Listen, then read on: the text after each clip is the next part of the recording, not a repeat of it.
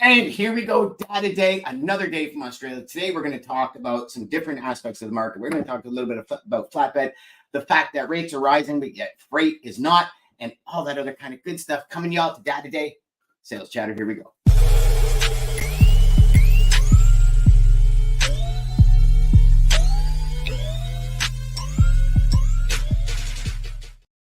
Gents, we got Dean from Australia again, Jeff Dickinson from Joyzy. Dean, Jeff, how you guys doing, man? Great. Yeah, great to be with you. We just had a great conversation off air about kangaroos, wombats, armadillos, hogs, all sorts of different countries. Dean's got the little dot going on when he does a certain thing. It looks like he's got snipers coming in at him. I don't know where this light's coming from. This is weird. It's one of those things where it's just like, you ever been there and you kind of look down, there's a red dot on your chest? Yeah. Like, what the hell is that? It's like, why are we talking about this, guys? I mean, just because we eat roadkill, I mean, come on. Seriously. Hey, you know what? Just kidding, guys. We're not doing that. Indecisions everywhere. You know, look no further than the squirrels on the street for indecision. Indecision kills, boys. Let me tell you that. And Dean, I was giggling because Dean was telling us, for everybody listening and watching, about kangaroos and how at nighttime when your light hits them, they run towards the light. And it's kind of like raccoons, right? Like, and you got deer that kind of run towards light or freeze in the light.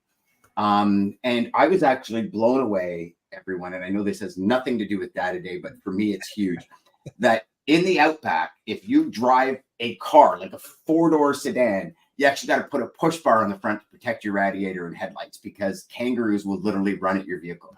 Dean, to me, that is still blowing my mind, brother. Imagine seeing a Ford Focus coming down the street with this huge ass pro bar in the front. You know, when the horn honks, it goes na na na na na na na na na. You know what I mean? Most of the people that live out there, you know, that's sort of standard operational procedure. But you often see some rental cars with tourists, and they'll invariably be broken down on the side of the road. So when you roll along with 3 or 4 trailers on, you've got no other option than to get a big strap out and tie them to the back of a truck 200 feet behind you. Well, I hope they get extra insurance there, Dean. God, when you go get a rental car. They will. The tourists will tell you that is one of the wildest experiences of their life, being towed by a road train into the nearest place. Because when you break down anywhere in the outback, you're at least 1,000 miles from civilization. That's if the heat and snakes and other stuff don't get you first. Don't go there, folks. Do not go there. So, Dean, I had a question for you because I spent a lot of time in Jamaica as a kid. Right. And when I first got to Jamaica, I had no idea. But as I spent more and more, I think it was almost 3.5 months I spent there straight. And more I started to realize you can really point the tourists out because when they're going to turn, the wipers are going. Because everything's backwards. They sit on the, you know, so all the everything. So is it like that in Australia? And I know, excuse my ignorance for anyone watching that's like, Deigan, are you fucking serious right now? But is it like that where like you're on the other side? Yeah. Okay. Okay. Well, it's more obvious, not so much with the wipers, but they are on the wrong side of the road typically. And no way. Because you watch kangaroo, you got to watch out for tourists too. So we drive on the other side of the road, and I went for a drive in a truck last week. It was wild. I just jumped back in a big Kenworth, and it was like I'd never left the road, just because you're changing gears with your left hand instead of your right hand. Yeah. But it comes back to you really quickly. I didn't miss a beat. But for a lot of tourists, they'll come over here and kind of play chicken because they don't realize. Because when you get tired, what happens is your muscle memory kind of reverts to what you have been most used to, which is driving on the other side of the road. Yeah. I do the same thing here. My navigation said turn right, and I turned right into oncoming traffic the other day. Because I can see that. When you come out of a rest area, you turn left here, not right. You've got to go across the road to turn right. And it was late at night and I was tired. So what you've got to be careful of is when you get tired, that's when your brain flips back to what you would normally do, and it's deadly. So tourists, what they do is when they get tired and they're driving, they'll somehow come out of a truck stop or a rest area on the wrong side of the road. And because there's nothing you might not see a car for 100 miles, they just continue to drive on the wrong side of the road, and they'll be coming at you playing chicken. And like the rule in the outback is the bigger vehicle stays up on the road, because a lot of the roads aren't wide enough for 2 vehicles. So you'll be sitting there with 3 trailers on and 2 decks of cattle on each trailer, and you think, yeah, I can't move. I'm not moving. And the sad part of this is that every year there is a horror story about how 4 young tourists lost their lives because they collided head on with a road train. It's almost like clockwork every single year. So that's the sad part. That is sad. Yeah, that is. You know what? You are right though. When you get tired, yep.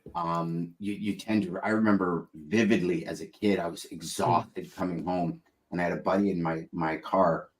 And we pull up to a light and it's a green light. So I'm going to go turn left. So I'm turning and there's traffic coming this way. And I just turned and this guy missed my bumper by a foot. And I'm freaking out. I'm like, why is that guy turning? And I look back and I'm like, oh, he's got a green light too. Because you're going north and south. Why would you not have a green light? My light's green. It's just your brain kind of shuts off. So I could see that happening, especially in North America. We turn right. We're going with oncoming, going with traffic, the right flow. Well, I can see that happening pretty quick. When the Olympics were on in Sydney in 2000, they had to paint all of the footpaths with special signs so that the pedestrians looked left instead of right, because they would walk into oncoming traffic on the sidewalk. It was such a big problem. Yeah. So do Australians call us idiots? Septic tanks. Rhyming slang for Yanks. Yeah. I love it. I love it. Septics. I knew there was a nickname. I knew it. Don't tell anybody, please. No. It's fine. In town, we call them idiots. People that come from the city have no idea how to ride on country roads. Right. And I'm like, oh my God, there's another idiot on our snowmobile trail. Yeah, right. So don't worry about it. I'm all good. And anyone who doesn't like that too, that don't watch. So rhyming slang is huge down here. Rhyming slang is a very big thing here. Cockney rhyming slang in particular. So we have lots of code words for things. So tell us some. Before we get into that, can you tell us some? Are you able to do that? Or if you wanted to go into a bakery, you'd ask for a dog's eye with dead horse, which would be a meat pie with tomato sauce. Wow. Or if you wanted to kick someone in the rear end, you'd kick them in the Bull Eye Pass, which is a famous road in Australia. I love that. Yo, better watch out. I'm going to kick you in the Bull Eye Pass. Bull Eye Pass. Yeah. I'm going to use Cockney rhyming slang from the 70s is fascinating. There's a whole book on it, but a lot of people use it down here just for fun. It kind of reminds me of, I don't know if you ever seen Shoresy, and I know it's be a horrible. Okay, so that's slang in Northern Ontario. Hey dear boy, and the way Shoresy talks, it's total Northern Ontario, like totally. So that what you were just saying reminds me of it, because you say it so fast. Everybody that you speak to in that area knows exactly what you're saying, but other people are like, "What? What did he say?" Because even Jeff was like, "Huh?" You saw him lean in. He's like, "Hey man, that's like going down to Louisiana in the bayou. They have their own language down there, their own language." And they understand exactly what's being said, and you're like, "What the?" I mean, you don't understand that at all.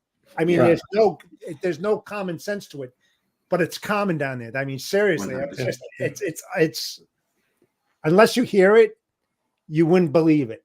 Right? Yeah, and unless you're almost like you got to hear it a couple of times in order to be like, "What the heck was that?" Like you got to watch their body language, because their body language tells you more than what they're saying.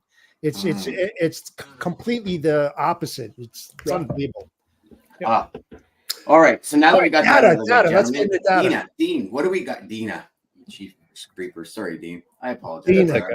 I'm trying to make an Australian slang out of your name, and it's not going to work. It's just not. It's Australianality. I don't know what it is, but I've been called a lot of things. Don Crack. Don Crack is one I got a long time ago. Dean Cork. I get a lot of them. Dean Cork. Cork. They always get it wrong. So how do you spell your last name? Croak? No. C-R-O-K. Ribbit. Right. Yeah. Jeez, this show just went off the rails, boys. This show is what do you call it, Dean? Hey, it was a good show, guys. I'll see you next week. Yeah, that's it. So, Dean, what do we got today from a data perspective, brother? Yeah, a couple of data points I've been tracking. One that's starting to look like a trend, and that is the tightening of capacity in flatbed against the backdrop of declining demand. So in last week's show, we talked about how drilling rigs were down about 20%. Home starts were down. There's just, and it's the quiet season, the cold time of the year, not a lot of activity in flatbed. It is always like this. That's no surprise from the demand perspective. But since, actually over the last 12 weeks, rates have risen consistently. They're up 15 cents a mile in the last 3 months, which is, I just find that fascinating. And it kind of tells me that the exodus of capacity from the industry is starting to bite in some of the specialized sectors. And I think refrigerated one of them to a lesser degree, but flatbed mostly. And I think that's, and I think that makes sense for a lot of us listening and pondering this thought. It's the hardest, most specialized part of the industry where you need the most equipment, the most investment in things to tie down loads. It's the hardest in winter. So possibly this could be some carriers migrating to other modes of transport away from the coal to maybe dry van or reefer. But I think there's a tightening of capacity in the refrigerated sector that's worth thinking about as we head into this quarter, deep into this quarter. There were some markets that I watch in particular that are a little bit of a tell for me, like Baltimore. Baltimore was the number 2 spot market last week, traditionally not a big market. It's the number 1 port on the East Coast for roll-on, roll-off machinery. Yep. We're still 2 months away from the peak in machinery imports into Baltimore that typically go to the Midwest. Imports are up 8% in December, month over month. That's the break bulk, not containers. And there's been a surge in flatbed volume in Baltimore. Rates are up 14 cents a mile in the last 2 weeks. They're averaging $2.40, whereas the national average is closer to $2. Maryland state average rates at $2.54. That's excluding fuel. The second highest in 7 years. Texas started to show some improvement last week. Montgomery is normally our top freight market in the state. It's home to a lot of lumber and steel. It reported tight capacity last week. Rates are up 14 cents a mile to $2.51. Another big flatbed market, Arkansas, rates up 21 cents a mile last week to $2.22. Year over year, loads moved, not loads posted, loads moved are about 10% high. 27% higher in Arkansas. Spot rates are about 10% higher. So the volume of freight moving out of there is much higher, and so are the rates. So it's not just the cold weather, because year over year volumes are up substantially. So I suspect there's something going on in flatbed that might be catching a few people trying to buy flatbed capacity by surprise. Our forecast for rates in flatbed is I won't say flat, but it's starting to show some upward inflection towards the end of February, early March. So it looks like there's a tightening of capacity there. But against the backdrop of some other data points, we're still not seeing a lot of strength in building new orders for manufacturing. Just went through their 16th month of contraction. The ISM Purchasing Managers Index down for the 3rd month in a row. So, and I'll quote Jason Miller here. He said, while logistics providers don't want to hear this, we aren't seeing any signs of manufacturing improving over the next few months. This suggests continually muted freight volumes. And he urged everyone to disregard predictions of a market turnaround in the truckload sector in late Q1 or early Q2. So that's sort of what, we've been tracking that thesis for quite a while. That's no surprise there. But what is surprising is that spot rates are going up for the flatbed sector against the backdrop of weakening demand. Yeah, something, Dean, last week, just going back to that, in Houston, big market for flatbed, huge. We were down 33% with a 2% up charge on rates. How does that look this week? Houston. Wow, I'll have to pull that up. You'll have to fill while I quickly pull that up. Houston's market. And that was on the spot market as well. You'll have to fill. Jeff, you should have mentioned this off air. So talking about putting him on the spot, brother. You know what I'm saying? I'm coming to you from the outback of Australia. That was the spot. And I believe that the contract was 36% down with 10% down on the rates. If I remember correctly. Yeah, I've only got spot rates here for flatbed. Houston, $2.11 per mile. If I look at Houston, $2.11 per mile, they were flat. They were $2.11 down from $2.13. So they were down 2 cents on the spot market this week. They have retreated from, at the end of the year, they were at $2.19, Jeff. But if I go back and look if I take out the pandemic, they are sitting. They're sitting about 10 cents a mile higher than where they were averaging in 2019. But the data point that is interesting when you look at the volume of loads, are sitting compared to 2019.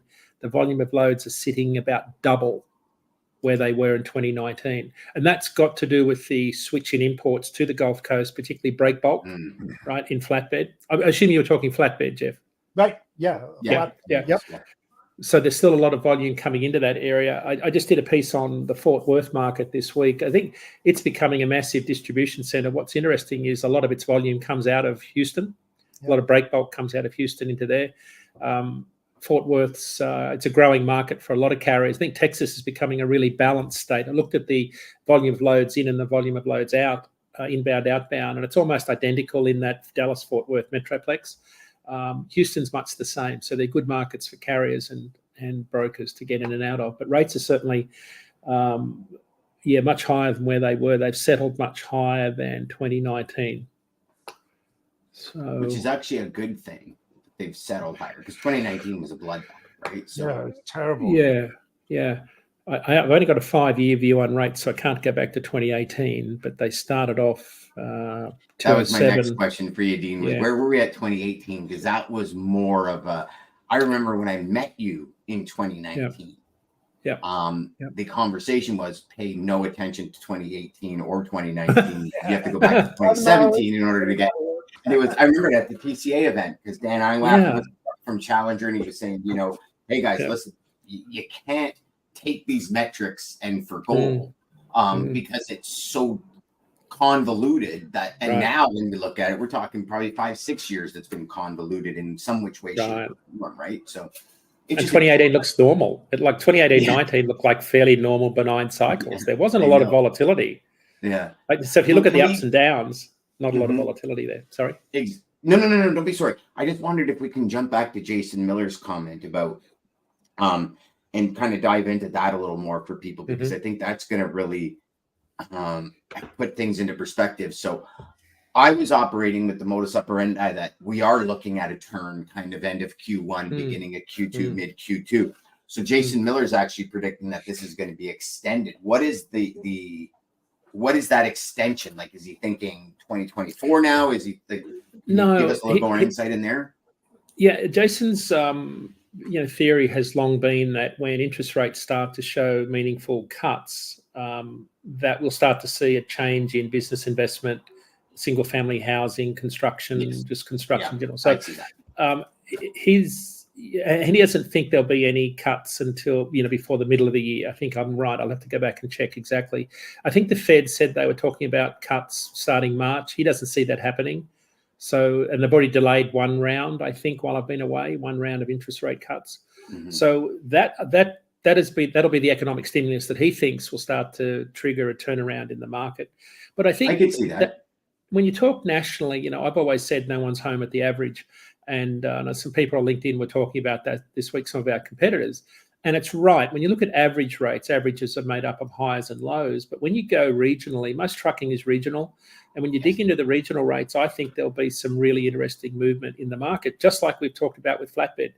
If national flatbed rates are going up, you want to bet that hotspots like Arkansas and Montgomery, Alabama and Medford, Oregon, they're going to show some pretty steep increases in rates because I just think the capacity is starting to decrease overall, but in particular in the specialized areas. I think if I was trying to buy capacity in anything that was specialized that took a lot of money to buy, I probably those carriers wouldn't have been spending that money necessarily at the start of the pandemic because all the money was in dry van and drop and hook. So I think that's why we're seeing pockets like out in some of the produce markets moving far more than the national average, is because there's fewer carriers in those markets. There was fewer carriers during the pandemic and there's fewer carriers now. So I think you're probably seeing a little bit more tightness regionally, maybe in some of those 5-digit zip codes. So I think that's what I'm looking for is, as I looked at the numbers this morning, guys, the total number of carriers leaving the market. We're on track in January to have about 2,000 fewer than last month.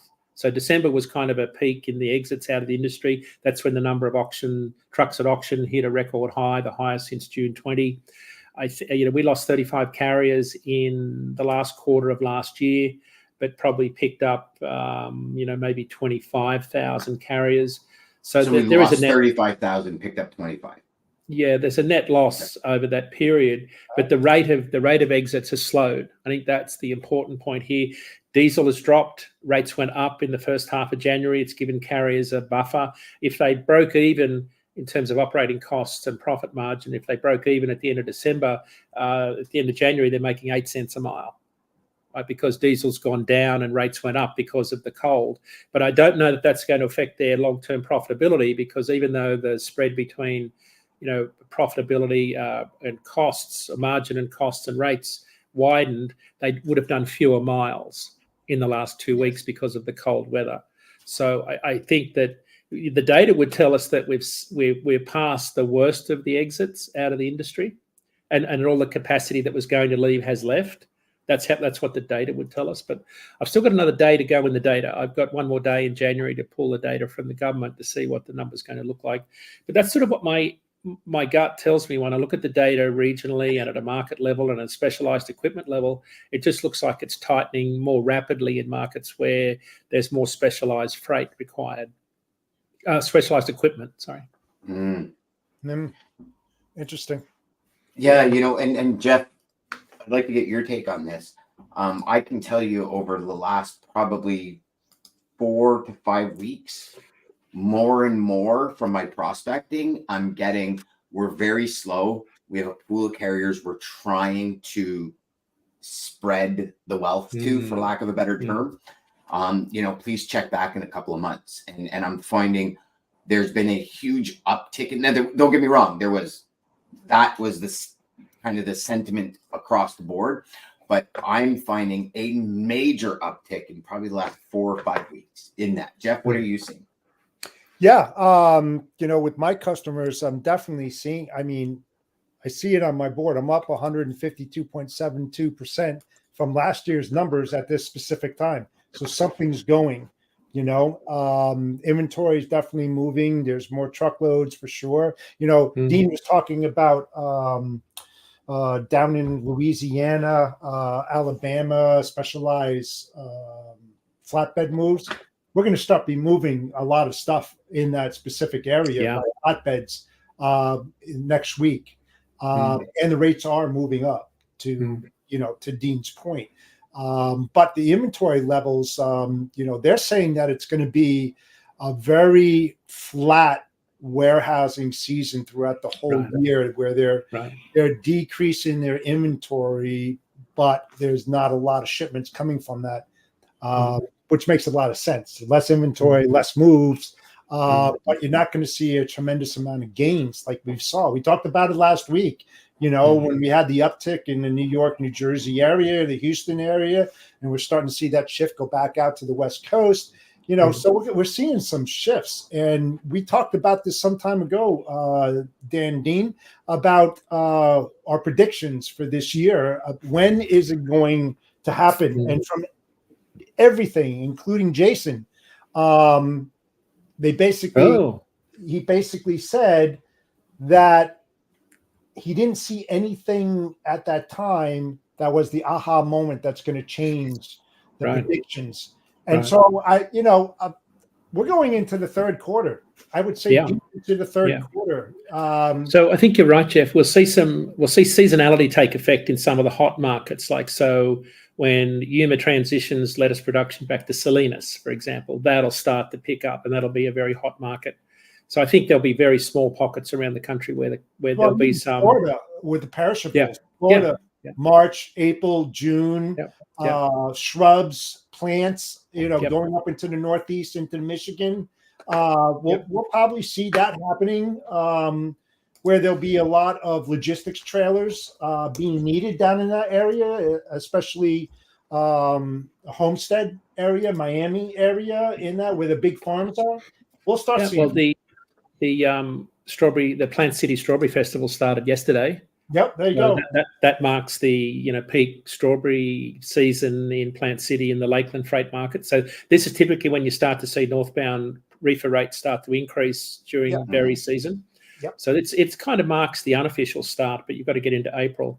I will sort of add another bit to my thesis about spot rates, because I think there's two areas of capacity. There's contract capacity, large carrier contract freight, and spot market capacity. A lot of the exits out of the industry have been in the spot market, the smaller carriers that have been exiting. What's interesting is when I look at our contract rates for flatbed, the replacement rates for RFPs are coming in at 13% lower in the second half of January versus the first half.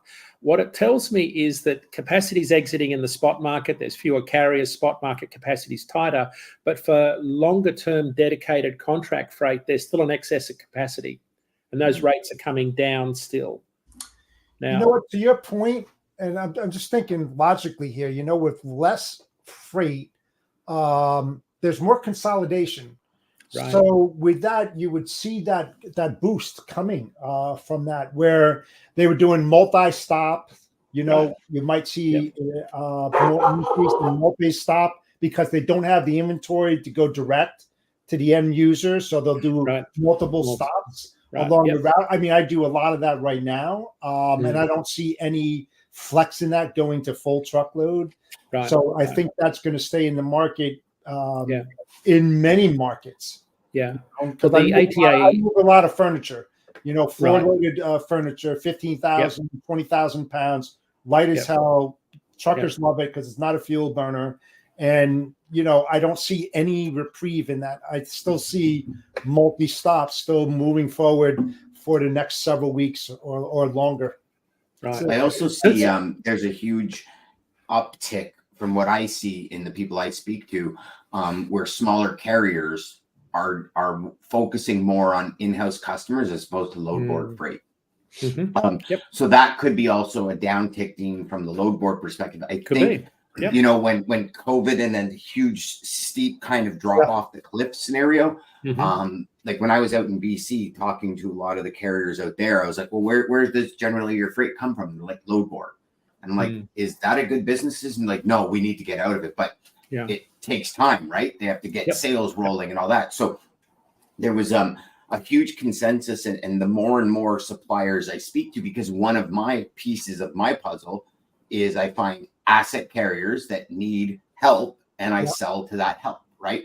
So, and I'm finding more and more that are saying, if there's something we can do, I definitely want to do it. Because I don't want to play in the spot market anymore. During COVID, spot market was an amazing place, like huge amounts of revenue. Let's go. But I know. And here's the thing, right, Jeff?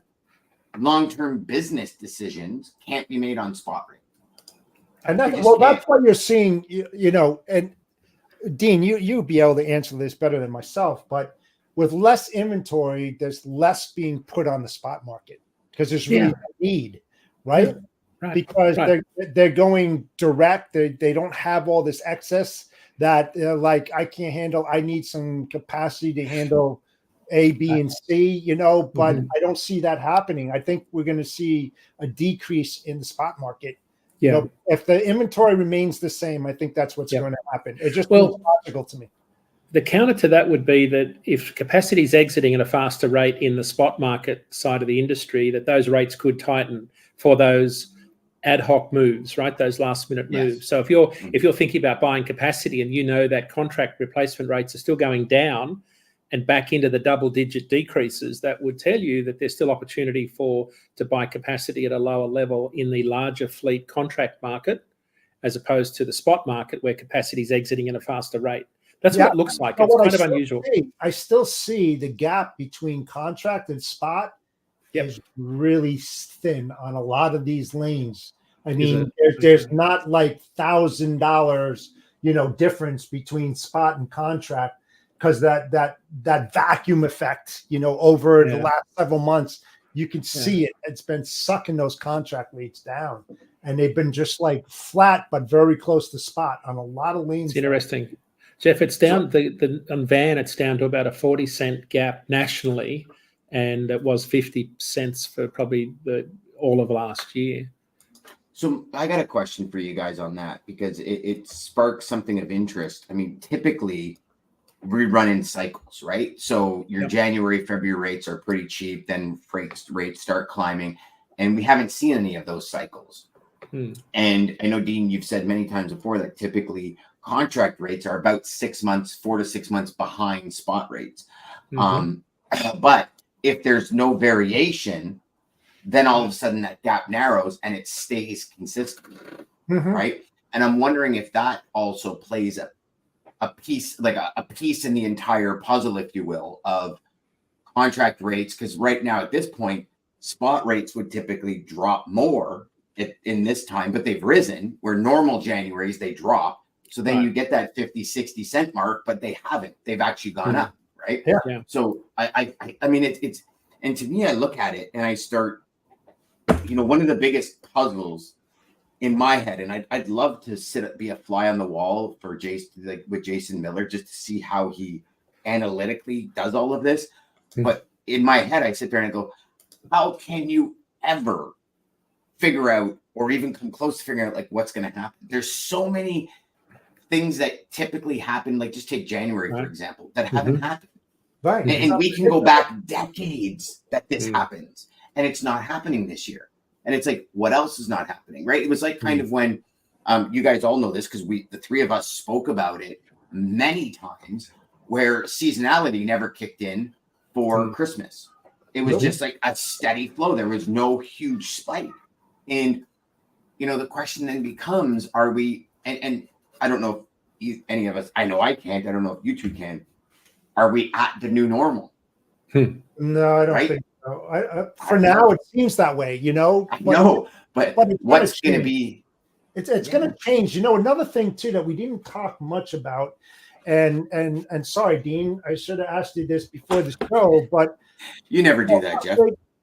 Yeah, I do sometimes. Not all the time, but sometimes. But we should take a look at reverse logistics. We don't talk about that much, and this is the season right now. We all know that, because of the big selling or somewhat selling during the holidays and everything. This is the return season. This is the consolidation, the reverse logistics part of the industry. Right. If you're talking about seasonality, this is it. This happens all the way through. Are we able to prepare for that next week, Dean? You think you can bring some data to that? I'll have to do some research. We don't have any on our end. It gets sort of mixed up in the wash of freight moving because it could be a part load. It could be a multiple number of returns built into a full load. Well, so why I asked that, it's really simple. We used to have truckloads of that stuff that was coming back, and it was just like two ships passing each other in the middle of the night. And then we got smart and we said, you know what, let's create a consolidation center and bring in the small shipments to the center and then run a line haul, reverse logistics back to the shipper. You know what I'm saying? Because now you can create a truckload instead of having all these multiple LTLs that are moving all over the place. Because that's what happens. It happens all the time. And then people actually buy those truckloads. Right. So I think with that, if you think about it logically and you're saying, okay, if there is more consolidation, they're doing exactly what I said, you would probably see the reverse on the backhauls coming back into the shipper and it should be an uptick or it would be a drop. If there's less material being returned, more LTL. If there's more, then you'll see more truckloads because they're consolidating it. So I got an idea for the three of us. Why don't the three of us gather data and next week we'll bring it to the table? Okay. Deal? Done. Yep. All right. Let's do that. Thank you, Dean. We appreciate you coming to us from Australia. We understand the time difference, and it's probably very difficult for you. Thank you, Jeff, for being here again. To all you watching and listening, take that data and go do something with it. Don't just digest it. Really do something with it. Listen to these experts that are talking here. Dean and Jeff have some amazing advice and suggestions. Take it. Y'all go with it. Make every call educational and crush your sales.